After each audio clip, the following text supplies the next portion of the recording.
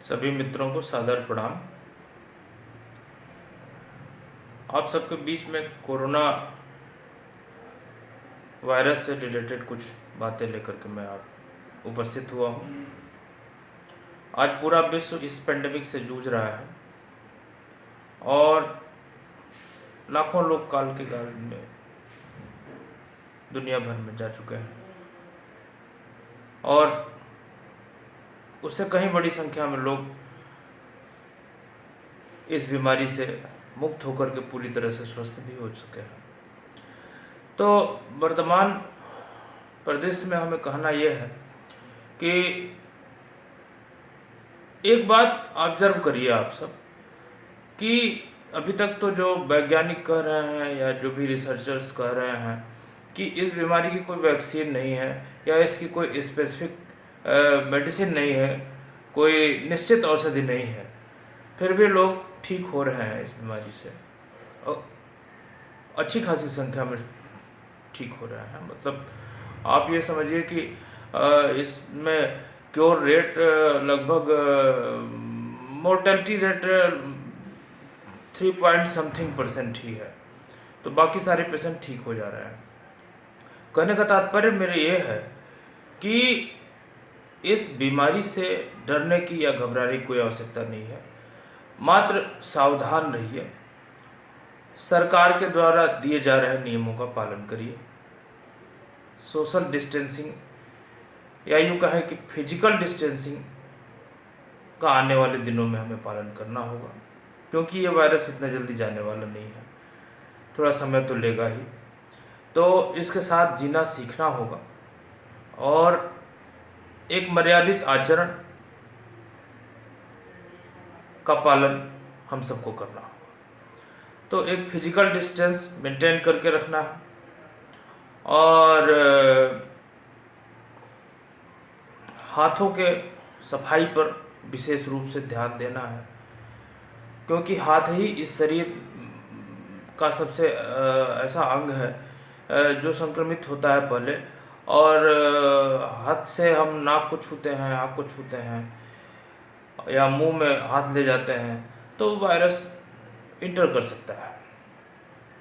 तो इसलिए हाथों की सफाई पर विशेष ध्यान देना है, जैसा सरकारें कह रही हैं।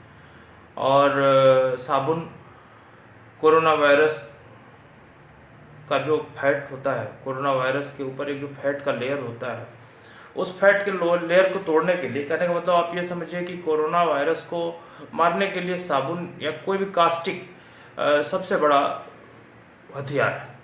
तो इसीलिए ऐसा कहा जा रहा है कि हर थोड़े थोड़े अंतराल पर हाथों को साबुन से धोते रहें, और बल्कि यह सैनिटाइज़र से भी ज़्यादा अच्छा, एल्कोहल सैनिटाइज़र जो आजकल मार्केट में आ रहा है, उससे भी ज़्यादा अच्छा उपाय ये है साबुन से हाथ धोना। सैनिटाइज़र भी काम करता है, उतना ही काम करता है, लेकिन कहीं भी उससे कम नहीं है साबुन। तो ये सबसे साधारण और सर्वसुलभ चीज़ है, हर जगह उपलब्ध है। तो इसका सफाई का, हाथों की सफाई का विशेष ध्यान रखा जाए। और बाहर से कहीं आने पर हम लोग ये ध्यान रखें कि कपड़े को अपने विसंक्रमित करने का मतलब ये होता है, विसंक्रमित शब्द आप लोग सुनते होंगे, विसंक्रमित करने का मतलब वही है कि कपड़ों को निकाल दें और उनकी अच्छे से सफाई हो जाए साबुन के द्वारा या सर्फ के द्वारा, तो वो कपड़े फिर पुनः धूप में सुखा दिया जाता है, तो धूप से भी विसंक्रमित होता है, और कास्टिक जो यूज होता है साबुन या सर्फ के रूप में, उससे भी विसंक्रमण होता ही है। तो इसका ध्यान रखा जाए। बेडशीट हम लोग यूज करते हैं या टॉवेल यूज करते हैं, इसको भी फ्रीक्वेंटली चेंज किया जाए और इनके भी विसंक्रमण पर ध्यान दिया जाए। विसंक्रमण उसी प्रकार से होगा जैसे साबुन से, सर्फ से, सनशाइन में, तेज धूप में सुखाना, इससे चीज़ें स्टरलाइज हो जाती हैं। और अपने आप को यथासंभव मजबूत करना है, दृढ़ बनाना है। अब यहाँ दृढ़ बनाने से मतलब मैं ये भी बता दूँ कि जिस बीमारी की कभी अभी तक कोई निश्चित औषधि नहीं है, कोई वैक्सीन नहीं है, उससे भी लोग ठीक हो रहे हैं, तो आप एक बात विचार करिए कि कैसे ठीक हो रहा है। वो ठीक ये शरीर ही कर रहा है। हम लोगों का जो शरीर है, इसके भीतर एक इम्यून सिस्टम होता है, रोग से लड़ने की क्षमता होती है। तो ये रोग प्रतिकारक क्षमता ही इस बीमारी को हरा रही है। जब वो वायरस इंटर कर रहा है तो एंटीबॉडी शरीर बना दे रहा है, जिससे वो 10 दिन के अंदर समाप्त हो जा रहा है।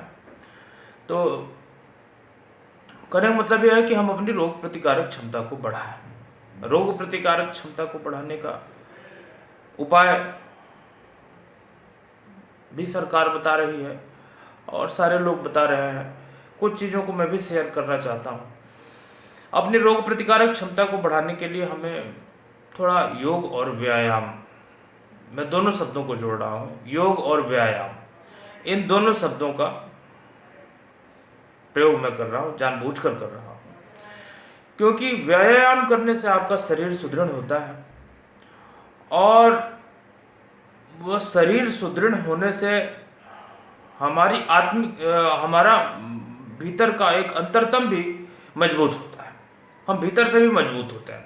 व्यायाम करने से ऊपर का शरीर तो दृढ़ होता ही है, भीतर भी हम मानसिक रूप से दृढ़ होते हैं।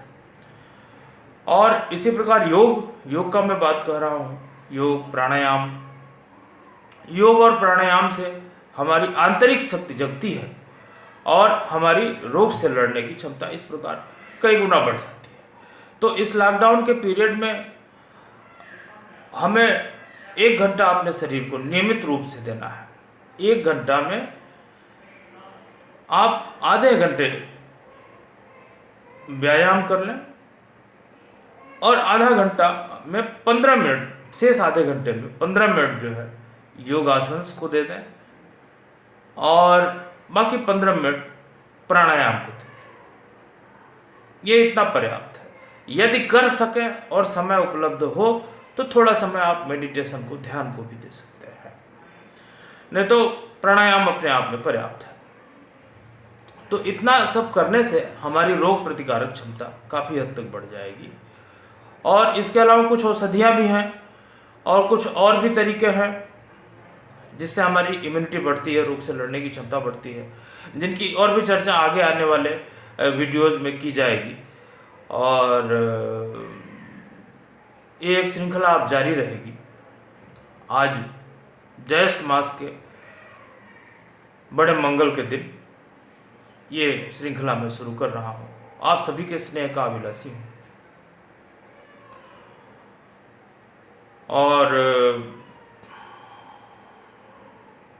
एक आयुष पाथ जो सरकार के द्वारा भी प्रमाणित किया गया है, सरकार आयुष मंत्रालय उसको प्रमोट कर रहा है, उसका बहुत सरल फार्मूला है।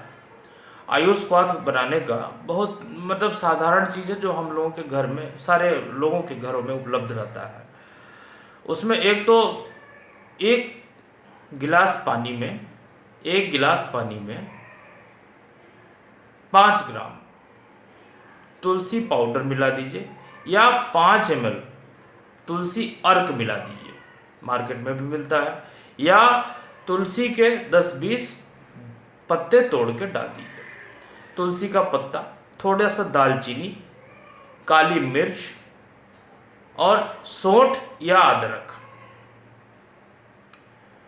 इसको आप 5 मिनट तक उबाल लीजिए खूब अच्छे से। और इसमें गुड़ का प्रयोग किया जाए, चीनी का प्रयोग ना किया जाए, क्योंकि गुड़ में एंटीऑक्सीडेंट होते हैं।